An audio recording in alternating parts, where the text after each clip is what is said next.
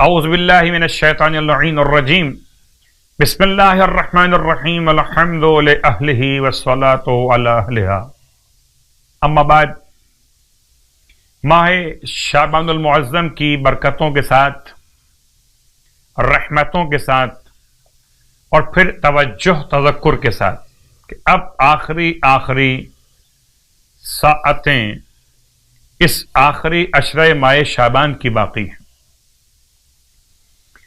جیسا کہ اس سے پہلے بھی بیان کیا جا چکا کہ ماہ مبارک شعبان کی ایک مخصوص مناجات تھی۔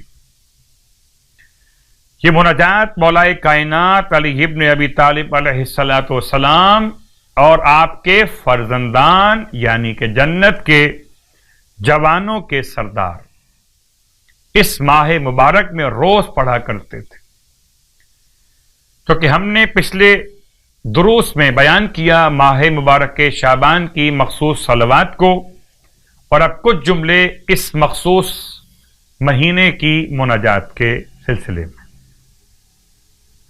فرماتے ہیں مولا اللہم صلی علی محمد وآل محمد واسمع دعائی، تو سن لے میری دعا کو درود محمد اور آل محمد کے ساتھ۔ اذا دعوتک، جب میں تجھ سے دعا مانگوں تو تم میری دعا سن لے۔ واسمع ندائی، اور میری پکار کو سن لے جب میں تجھے پکاروں۔ ایک ہے ندا، ایک ہے دعا۔ دعا اور ندا میں کیا فرق؟ ندا زور سے پکارنا، دعا آہستہ اور زور سے، دونوں پر اس کا اطلاق ہوتا ہے۔ وَأَقْبِلْ عَلَيَّ إِذَا نَاجَيْتُكَ، اور اے خدا قبول کر لے جب میں تجھ سے سرگوشی میں کچھ کہنا چاہوں۔ اس مناجات کے بہترین کلمات کے ساتھ آج کی رات کی مخصوص نماز، سرکار ختم یہ مرتبہ صلی اللہ علیہ وآلہ وسلم ارشاد فرماتے ہیں کہ کوئی اگر آج کی رات یعنی کہ شب 22 ماہ شعبان میں 2 رکعت نماز پڑھے، ہر رکعت میں الحمد کے بعد 1 مرتبہ سورہ کافرون،